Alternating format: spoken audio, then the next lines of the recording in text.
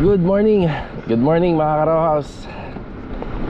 Today is November 6, araw po ng Lunes.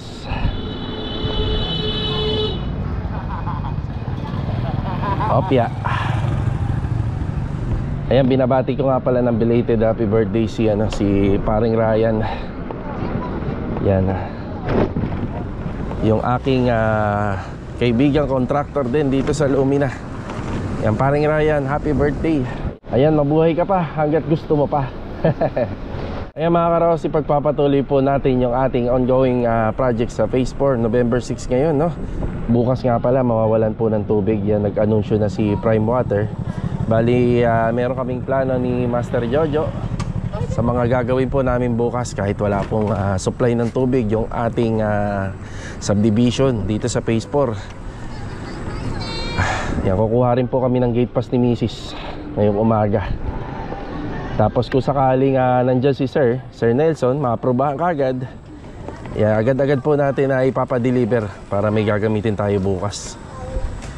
Yan, papunta muna tayo ng hardware. Bibili po tayo ng Texcro na D1 para maipakabit na po yung mga polycarbonate sa sidings nitong ating ongoing project sa Phase 4. Yan mga ka-Row, samahan niyo po muli kami ngayong araw po ng Lunes dito sa aming dalawang project na ginagawa sa Phase 4. Sa mga ma-accomplish namin ngayong Lunes.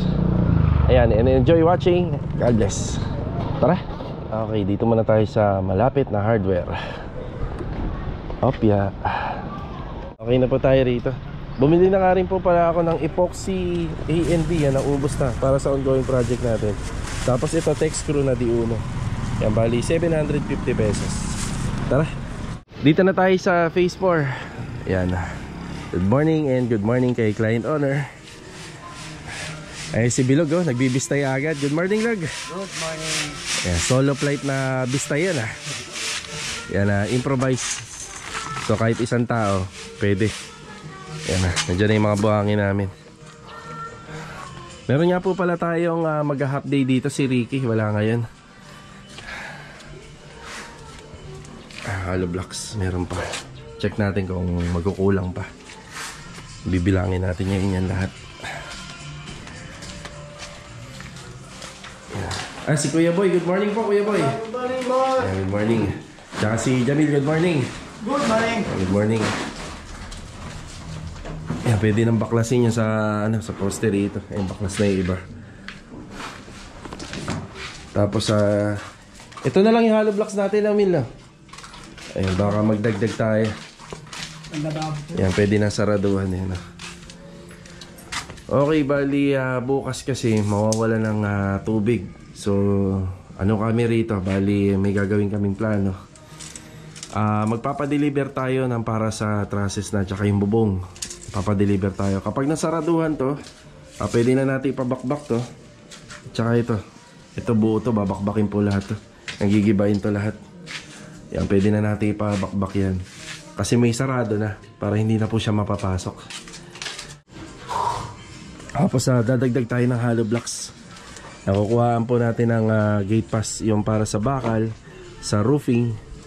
Yan, bali mamaya susukatan namin to. Tapos ano bang karagdagang assignment nyo rito? Plastering? Hindi pa?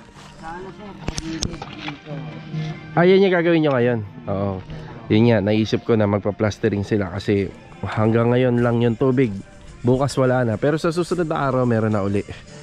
So yung plastering do sa gilid, yan, nagbibistay na si Bilog. Yan, mamaya magiging 4 naman sila rito. Tapos unti-unti sila madadagdagan dito, kagaya ng ginagawa din po namin do sa ongoing project. So sa ngayon, yan yung plano natin. Yan plano para makaiwas tayo dun sa pagwala ng tubig bukas. Ayan, bukas may gagawin pa rin kahit walang tubig. Yun yung natin strategy. Kahit walang tubig may gagawin pa rin. Okay, doon naman tayo sa kabila. Okay, dito naman tayo. Ayan, good morning and good morning kay client owner din dito. Yan, bali si Kuya Dindo mag-half day din. Yan, meron din inasikaso ngayong umaga. Si Louie, good morning Louie. Good morning. Yan, bali tinatapos na ni Louie yung banda rito sa may gilid ng ating exterior wall. para malagyan na rin po yan ng waterproofing. So ito, kapag natapos, bibili tayo ng waterproofing para ma-applyan bukas. Yan na Boysen roof guard. Yan, meron kami isang balde, yun. Nagamit na po dyan sa gilid, dun sa likod at saka dun sa gilid sa left side wall. Yan. Dalawa muna sila ni Master Jojo rito ngayong umaga. Tapos itong tech screw, gagamitin po dun sa polycarbonate. Yan, mga tech screw po to. D1. Yan, polycarbonate. Yan, tatakluban po to. Kaya yan, tinatapos na ni Louie. Tapos itong epoxy A&B. Yan, para naman dito yung sa pagpapatuloy ng cove ceiling. Yan, mamasilyahan po. Yan. Good morning, Master Jojo. Good morning. Pagpapatuloy lang ni Master Jojo to. Itong shelves dito. Ayun yung mga nagawa po noong nakaraang araw. Nag-day off po na kami rito nung linggo. Yung water closet. Bibilan natin ng tile grout na to. Yan, bilan na natin to. So gray, more on to, puti at saka gray. Yan po yung mga tile grout dito. Bilang ko muna ng isang bag. Yan, para pagka na tile grout na nalinis, may kakabit na yung mga accessories. Tapos itong shower heater natin na multi-point, yan, hindi ko pa nabibili. Kapag lumabas tayo, kakabili na rin natin. Ayan, dami pang apply ng A&B dito pa pala. Tsaka rito pa ikot. Ayan, polycarbonate natin.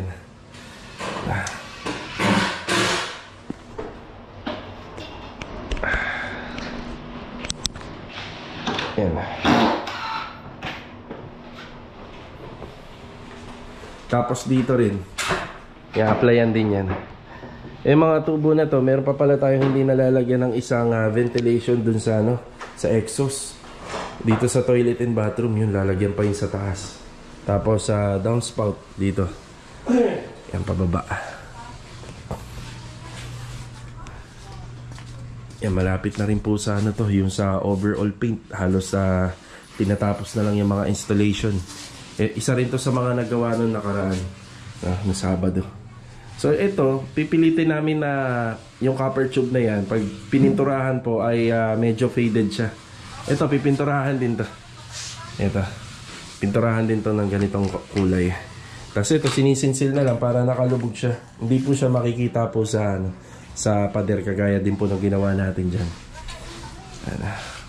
Para just in case na papag-aralan po ni ma'am kung lalagyan pa ba talaga ng cabinet dyan, or kung pwede naman pong kapag natapos namin ay maganda pa rin po yung mga kakalabasan. Tapos sa mga accessories dito sa labas, meron na po tayo dyan yung downlight. Ito downlight, bali 6 yun, 2 rito tsaka 4 dito. Tapos meron na rin po tayo rito sa mga poste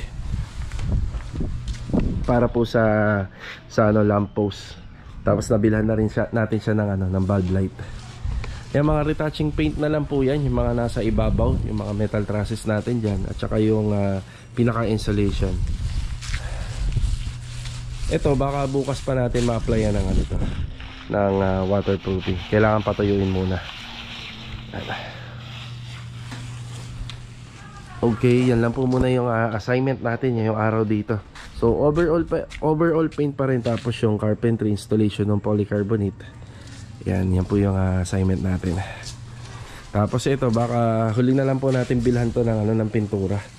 So pakiabangan kung ano yung color combination na ilalagay natin dyan. Diba?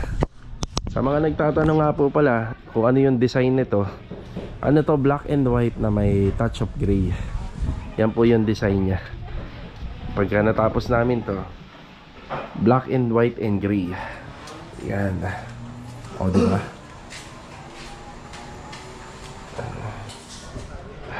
Pinadaan uli natin sila Master Batang dito.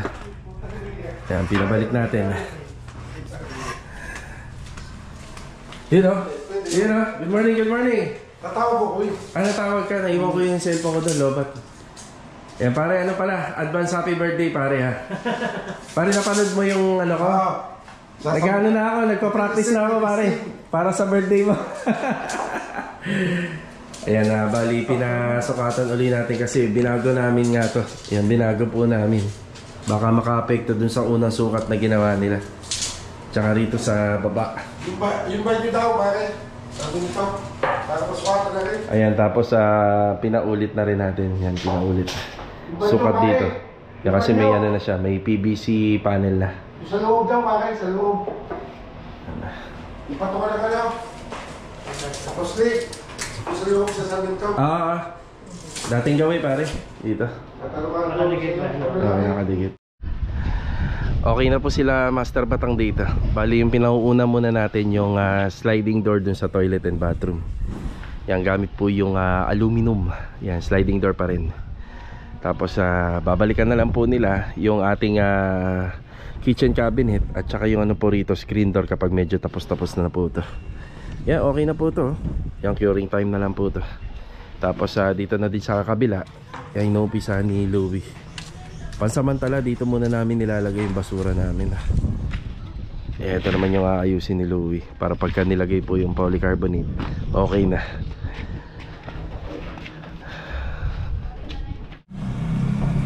Papunta naman tayo sa kabila. I-estimate na namin yung mga trusses at saka yung bubong na gagamitin. Okay, yan, merienda na. Yan, nasukatan na po natin, no? Yung mga kailangan pa, bali sa hollow block 65 pieces. Tapos hindi naman nalalayo yung mga numero ng mga bilang ng bakal na gagamitin dito sa trusses tsaka sa harapan. Ganun na rin dun sa long span. Medyo yung long span nito medyo mahaba. 16 feet yung ano namin dito, yung tirada namin ng long span. Tapos gutter pa rin to. Yan, naka inside gutter pa rin tong harapan. Syempre dun din. Yan, nakalista na lahat. Bali dating gawi, hindi muna namin papadeliver yung para sa gate. Yung gagamitin bakal dito sa gate, tapos yung gagamitin dito sa gilid, tsaka rito, tsaka yung flashing, wala muna. So follow na lang yung kapag medyo buo-buo na yung mga pinaunang order natin. So syempre, dadagdagan pa natin yan ng mga ano, nung para sa hardiplex, yung insulation natin. Yan, yun na lang yung susukatan namin. Yan, merienda muna. merienda. Yan, mekos, merienda. Yan lang muna, ano. Sa maya. Anong flavor po? Kahit, ano, wag lang maanghang. Tsaka bulalo lang po. Bulalo lang, bulalo. Bulalo daw na rin. Okay. Okay, dumaan muna ako sa isa sa mga magiging project namin. Bale, ito yung last namin dito sa phase 4 ngayong taon. After po nitong bagong project na ginagawa namin, meron pa kaming gagawin na row house na inner. Overall din yan. So, update ko lang. Meron na siyang tubig, oh. Yan, kuryente na lang. Yan, hindi pa lumalabas yung lot plan nito. Kung maghahati sila rito, malaki. Yan, malaki. Mga karos, hindi porket na ganyang kalaki po yan, hati sila. So, depende sa lot plan na lalabas. Yan, ongoing pa lang yung ano nito, yung permit. Pero, nilalakad na. Okay na tayo rin sa phase 4. Yun, oh. Bali, papunta po tayo rito sa office. Hingi muna tayo ng gate pass form. Mamaya kasama natin si Mrs. dito. Magpapa-approve lang tayo.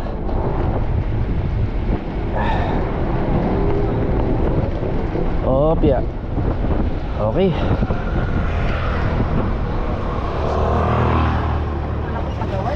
Gandang araw po. Chief, hingi akong gate pass form. Marami ka dyan? Meron, sir. Ayun, thank you po.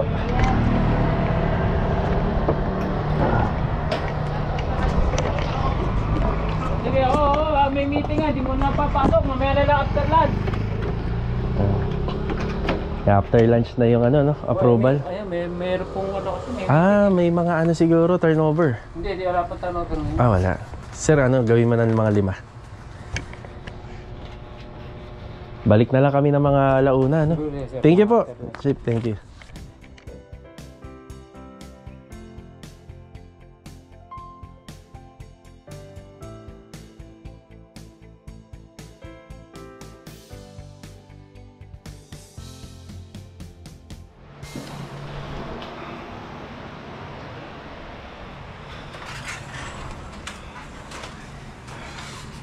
Ito, kakatapos lang po natin na managhalian. Tapos kanina, ginawa ko na po yung layout ng gutter at saka dun sa roofing na ipapasa po natin dito sa CMT metal roofing dito sa may 13. Ayan, sa kanila po natin in-order po lahat ng ating mga materials regarding po sa mga roofing materials. Ayan. So ito, shoutout muna kay Sir Wing at shoutout din kay Sir Edwin, Alex, JM, John, and Romeo. Yan, God bless po sa inyo lahat and always ingat po palagi. Also, shoutout din kay Sir Chai Larios. Ayan, meron po siyang katanungan dito. Alin daw po ba yung mas patibay? Yung pag-asinta daw ba ng hollow blocks or yung buhos? Okay, ganito. So, depende po, no? Yung mga bahay dito na row house, yung mga row houses na bahay dito, yan. Yan po lahat ay buhos. Buhos po siya. Sa buhos po, basta maganda yung pagkakapaneling o yung mga panels, tapos tama rin po yung mga pinaka-reverse niya, mas maganda at mas matibay po yung buhos. Kasi purong concrete na buhos po to. Imagine niyo na lang na nagbuhos kayo ng poste. Yung pinaka-reverse nito, mas marami din po yung mga nailalagay compared din po dun sa CHB laying. Sa CHB laying kasi, mga 3 hollow blocks, yan 3 hollow blocks, saka lang po tayo naglalagay ng horizontal. So dito po sa dito po sa pagmamating ng ating horizontal tsaka vertical, mas marami. Regarding po dun sa buhos ng mga pader. So mas matibay po siya. Yan, di ba? Pero medyo mas magastos. Kaya nga nauso rin yung asinta ng hollow blocks kasi mid lang po yung pinakagastos niya. Bali sa trabaho naman, ang advantage, mas mabilis naman po yung pag-aasinta kaysa dun sa pagbubuhos. Maraming preparasyon kasi yung pagbubuhos bago po natin siya makumpleto. So maraming mga kailangan, mas magastos. Imagine niyo sa pagpoposte pa nga lang ng normal na poste, magastos na, tsaka mas maraming ginagamit na mga plywood at tsaka kahoy, coconut lumbers. So mas magastos siya, yun yung disadvantage. Tapos idagdag ko na din, mas hindi po nagpe-penetrate ang moisture or tubig sa mga buhos na konkretong pader. So mas maliit po yung chance na tumagos po galing sa labas papunta po sa loob. Pero kung gusto nyo, pwede rin naman po na magpahit kayo ng waterproofing para mas okay at mas maging matibay. Ayan, shoutout pa rin po kay Sir Chai Larios. Ayan, kung hindi ko naman po nasagot lahat, ayan, sana nakatulong po yung ating sagot dun sa kanyang katanungan. So ito, hinintay ko na lang po yung konting oras. Pupunta tayo rito sa office ulit kasama si Mrs. para magpasa po ng mga gate pass para dito sa bago nating project. Tara! Ayan, papunta tayo ng opisina. 1:30 ng hapon. Kasama natin si Mrs. ngayon, nandito sa likod ko. Sana ma-approve kagad ni PM, no? Agad-agad po kasi natin itatawag to sa hardware at saka dun sa CMT metal roofing. Papadeliver kagad natin. Pero yung roofing yata, baka kahit bukas na lang ng umaga. Okay, dito na tayo. Ayan, may nagpapasok na si Kuya. Mukhang nandyan na, no? Si Mrs. So, dating gawin na lang. Baka iwan ko muna siya. Tatawag-tawag na lang po ako sa kanya. Okay, dito muna tayo kila Master Batang. Yan, nagpapahinga si Master Batang. Ito na dito si Master Ryan, no? Shoutout! Yun, no? Shoutout sa may-ari nito, ng aluminum na to. Sino ba yan? Kilala niya? Kilala mo yung pangalan? From Lipa, Batangas. Lipa, Batangas. Yun, nakakarating na sila ng Lipa. Mas batang lang ang nagsukat. Yun. Yan, habang nandun si Mrs. sa office, nandito muna tayo. Bali, yung mga pinasukatan natin sa kanila, kasabay na nitong ginagawa. Yung sliding boss, CR. Ito na pala yung sliding Framing door. na, ano lang, cladding. Yung sa screen door. door. Ayan na pala yung screen door. Yan na yung sa ongoing project natin. Okay, meron lang akong konting gustong i-share sa gawa nila. Ito, bago. Check natin to. Ano ba yan? Pagkabukas yan. Wow! Napakadami, oh. So, hindi na natin nakita kung ano yung paglalagyan nito kasi doon sa Lipa Batangas. Tapos, merong pintuan na French type mirror. French type. Yun, oh. Ay, ang ganda, oh. Diba? So, pwede rin to. Isang idea na mga nakikita nyo sa amin, may smoke glass. Yan, may cladding na magmumukhang modular. Tapos pwede rin na ganito ang design ng pinto. Ang handle natin dito is continuous handle na. Continuous handle na. Yan, oh. Nagmukha nga siyang modular na. Modular na. Tapos meron pa isa. Isa, gusto ko ganun yung gagawin nyo dun sa pare, sa sinukatan nyo. Ito. Ito. So dito, lagayan ng plato. Bali, ang purpose na lang dito, yung drawer lang. Wala lang yung pull out na button. Okay, pero yung sa akin pwedeng dito. Oo, pwedeng pull out yun. Tapos ang isa sa nagustuhan ko ito, yung cutlery tray, pwedeng ganito. Yan kaya bumili tayo ng drawer guide. Ganito yung parang ipapagaya ko sa kanila. Tapos yung ating panlikod niyan, nakabalot ng ano yan, ng cladding. Ayun, para maganda, no? Para walang papasok na ipin. Oo, tama. Yung ganito, isa likod. Babalutin ang cladding yan. Magastos pa rin to, itong nagpagawa sa inyo, pero sulit, no? So, ayan. Ang natin dito, ano na rin, hydraulic na rin. Para mukha talaga siyang modular. Ayos. Ganda pare. Lalo na kapag nakabit to. I-set up na yun doon. Ano, okay na? Ayan, okay na. Sige, pakihawakan na muna.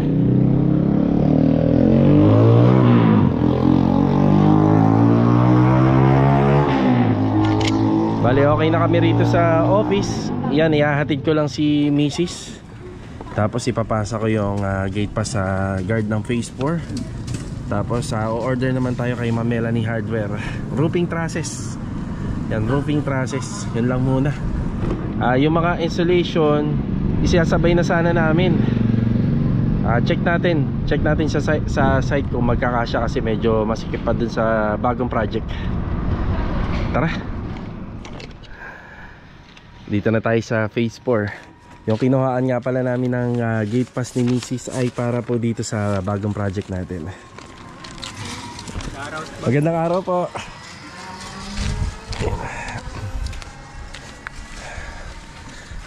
Ayan si Bilog, nagpalitada rito.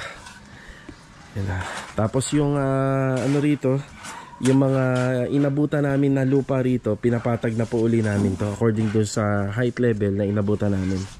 Ayan yung lupa, ayan, nababawasan na, unti-unti na nalilinis. Ayan yung plastering. Nakapasok si ano? Hindi sir. Nag-whole day na si Ricky. Ayan, may lupa pa kami rito. Ayan na yung mga napalitadahan ni Bilog. Siyempre, mas maganda po yung finish nito kapag curing time ng mga 2 to 3 days. Pahiran po natin ng Flexiban. So gagawin lang natin yung pagpahid ng Flexiban dito kapag natapos yung mga palitada dun sa loob. Okay, dagdag ko nga lang po pala dun sa question ni Sir Chai Larios.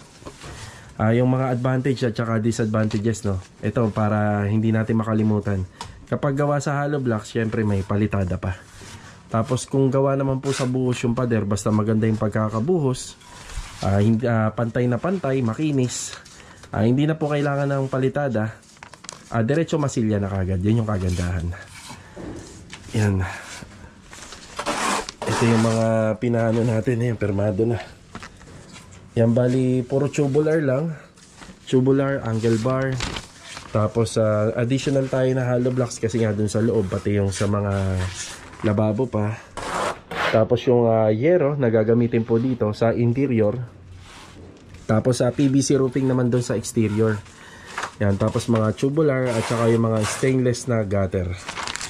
Siguro hindi nga muna pala kami muna magpapa-order ng ng mga hardiplex.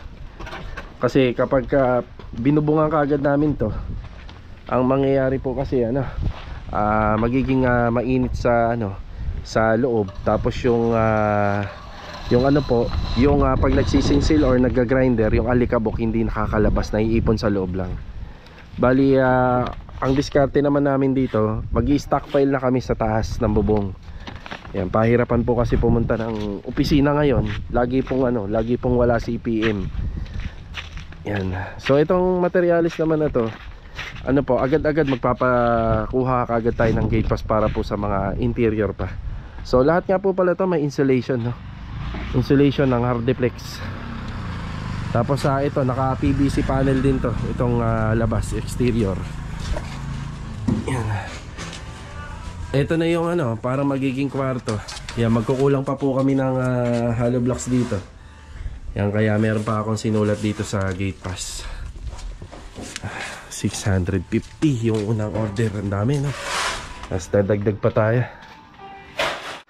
Ito yung inahasintadaan ni Kuya Boy. Ubos na Kuya. Ubos na yung hollow blocks natin. So yun, pwedeng ganito lang muna. Kasi nga sa plano namin, kapag nalagyan na ng trusses, yung mga bubong, gagawin namin stockpile to. So dito namin na ipapatong yung mga order namin na bubong, pero hindi pa siya naka-install para medyo, medyo maluwag-luwag pa. Nakaka-circulate pa yung hangin. Tapos ito, medyo bahagyang lalaki yung kwarto natin dito. Gawa nga ng titibagin po namin yan. Ayan. Tapos kukuha pa kami ng space dito. Hanggang dito po yung space. Yan, dito sa ano na to. Ayan, sa may bintana. Yan, masasakop niya pa. So isang kwarto lang pero maluwag, malaki.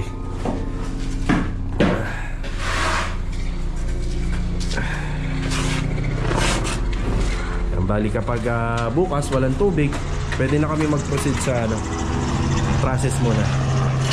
Walang tubig.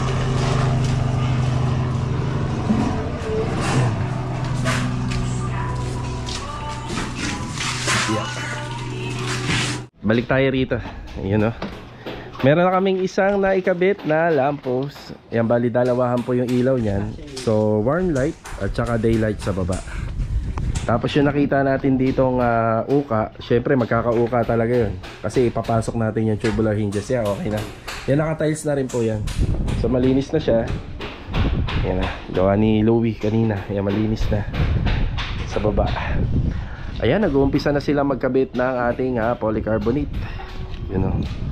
So nakapasok po siya dun sa ating yan, dahan-dahan lang at nakakasugat yung ating flashing. Napakatalim yan. Ayan, no? Yan, nakapasok po siya. Tapos itong flashing, together na yung installation niya dito sa ating 2x2 na framing. At saka ginawa nating bracing. Yan. Finishing touch nito, silicone sealant na lang, pero kahit bandang huli na para hindi madumihan. Yun, no? Okay na to, natuyo na kasi yung gawa ni Louie rito. Kaya ito, diretso polycarbonate na. Hindi na masyado mag-aalikabo kasi halos tapos na yung yung tiles installation namin. Wala na masyadong sisinsilin or gagrinderin. Dito na lang, napaka-konti na lang nito. Yan na lang, sa tubo. Ayos na.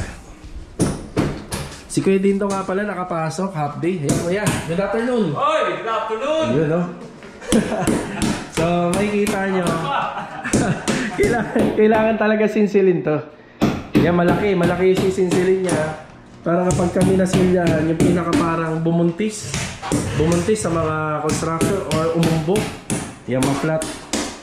Yan, ma-flat po ng pintor.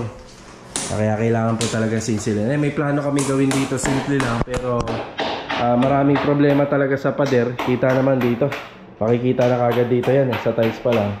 Kaya meron na lang kami gagawin dito. Yan. So ito, kaya nakita nyo may nakakabit na ng wall floated panel, pero tinanggal muna nga namin kasi idadama yan sa pintura. Tapos sa design dito, nagdagdag kami ng wall floated panel dito. Yun na yung pinaka finish na. Pero ito matatanggal din namin, bali pinakita lang namin. So magiging malinis at saka maganda tingnan to kapag nakompleto yung pintura. Floating shelves, 3 lang. Yan, 1, 2, 3. Kasi masyadong pong off yung area na to ng wall, kaya naglagay tayo. So at least meron po silang may papatong dyan. Tapos ito, dining space. Dining space. Yung ideal ko rito sa mahabang wall na to, magbe-versatex kami rito. Pero maganda rin po sana to, pa-install ni ma'am ng malaking mirror para magmukhang malaki po yung area. Actually dito parang malaki na siya kagad tingnan dahil nagkaroon tayo ng mga wide expansion dun sa wall, tinanggal natin from back extension area. So ito, pwedeng French type mirror, kagaya ng ginawa po namin dun sa dati namin bodega. Basta luluwag siya kung sakali maglalagay, no? Tapos possible nandito yung space for kanyang living space. Possible nandito yung living space na niya. Tapos sofa, saka rito magdadagdag pa. Meron tayo isang outlet dito. So depende na lang kung paano gagamitin ni ma'am. Basta naglagay tayo. Sayang naman yung space na to kung walang outlet. Masyado kasing mahaba. So dito hindi na kami naglagay. Alam namin na matatabunan ng sofa. Oh, diba? Talagang ganyan po talaga. So sabi ko nga sa ocular visit, nakasama yan. Na imbis na tatrabahuhin mo na, hindi pa. May gagawin ka pa. Ang kailangan, haba ng sininsil, oh. Tsaka ang kapal ng sininsil niya. Ayan, oh. Meron na rin tayong ano rito. Yan. Doorknob. Lever type. Yun, oh. Polycarbonate, diba? Ay, si Louie.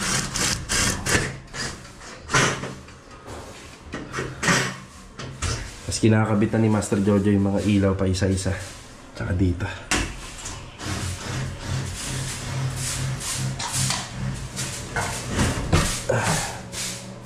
Mga gamit.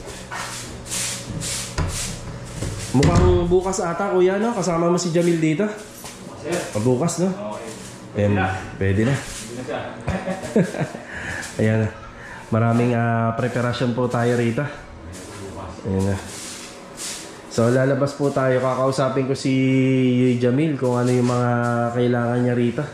Para pag pwesto niya rito, may gagawin kaagad siya. Actually, may mga polytop naman tayong binili rito. Tsaka liha na mauumpisahan niya na. Ayan na na.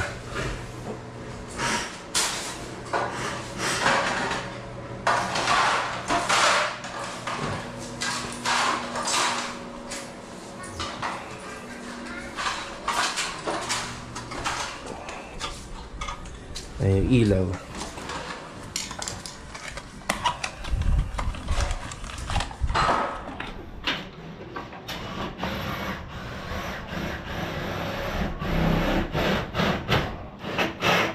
Isang galon? Isang quart lang. Isang quart lang? Sure ka? Ay, isang galon na para pang natin. Oo, pang ano. Pare, isang galon na. Oh, sige. Ayan mabol si Jamil dun sa ano. Nag-estimate na kasi kami ng pintura para dito sa ongoing project. So bukas kasi lilipat na siya. Lilipat na po siya dun. Makakasama niya na si Kuya Dindo. Tapos dito nga po pala mga karos yung kinuha natin sa gate pass. Tingnan natin kung makakarating ngayon. Yan, kung makakarating ngayong hapon. Okay, bali pupunta tayo ng hardware. Bibili po tayo ng mga materyales para sa pintura. Bali puro pang preparasyon lang po muna yung bibilhin natin. Yan. Diyan na magagamit yung skill ni Jamil. So yung mga ano nga po pala natin doon, Duco Barniz, yung mga ibang part ng mga finishing carpentry na ginawa po ni Master Jojo, tsaka yung mga pintuan. Okay, let's go. Yan, dito tayo sa hardware. Lahat ng in-estimate namin ni Jamil dito ko lang binili. Kaya kompleto naman. Ayan po yung binili natin, worth of 6,670. Yan na. Mga pintura pang lacquer type. Ayan na lang. Boss, maraming salamat. Thank you. Sa e-bike na lang. Thank you. Okay, dito na tayo. Yan, magbibigay na rin ako ng update dito. Bali, yung mga binili nating mga gamit sa pagpintura, puro pang prepare pa lang po ito. Yung preparasyon po. Lacquer thinner, paint thinner, at saka lacquer flow. Yan, pinangahalo sa lacquer type kasi ito. Itong mga materials binili natin. Yan, additional na polytop. Yan, meron na tayong unang nabili niyan. Yan, sana sumakto na ito lahat. Ito, patching compound. Yan, lacquer primer, surfacer, flat wall enamel. Tapos epoxy primer white. Ayan. Yan yung mga binili natin. Puro ang gagawin muna rito sa mga finishing carpentry. Puro preparasyon lang muna ta. Tapos sabay-sabay na lang pong kukulayan to lahat. Yan, Duco Barniz. Yan, tapos yung loob, yan, enamel na lang yung loob. Tapos mga pintuan yan, Duco Barniz. Ganun din dito. Bali sa ginagawa ni Kuya Dindo rito, plaster muna. Yan, kapag natuyo yan, bukas pwede na. Yan din dito, mga nagawa rito. So yung panel na yan, tatanggalin pa po yan. Hindi pa nakapix yan. Yan pinakita lang natin sa video. Pag napinturahan lahat to, maganda, lilitaw po yan. Pinch of gray.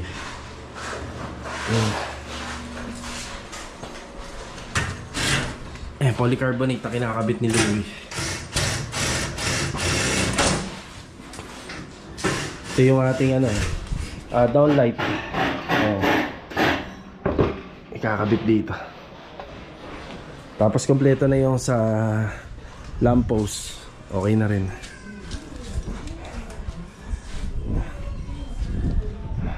May forma na yung labas ng bahay. Naka-lamppost na. Ayan. Lalo na lang gaganda to kapag nakompleto na yung pintura rito. Alright, yan lang po muna yung update dito sa ating ongoing project. Diba? Paganda na ng paganda.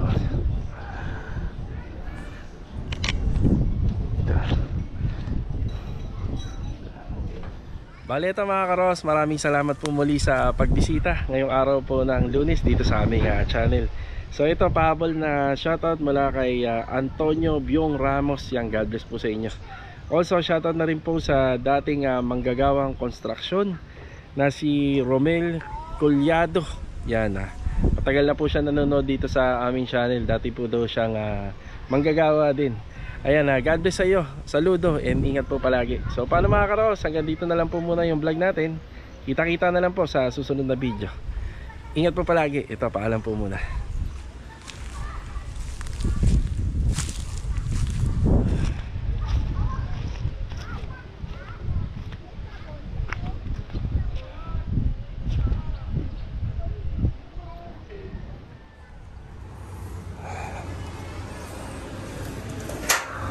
Humabol po si Rolly ngayong araw po ng Lunes. Ayan o, hakot pa ng back. Pumunta siya rito ng 5:30. Yan, nagtanong kung may hahakotin. Sabi ko meron. Yan, para bahagyang paunti-unti malinis yung area. Siya nga pala mga karos, binibidyohan natin to, no, para mapakita rin natin doon sa may-ari na may nahahakot talaga. Pare, mabol ka na naman. Thank you ha. Salamat. Sige. Nadakot mo yun yung bago? Sige, ingat. Thank you. Yan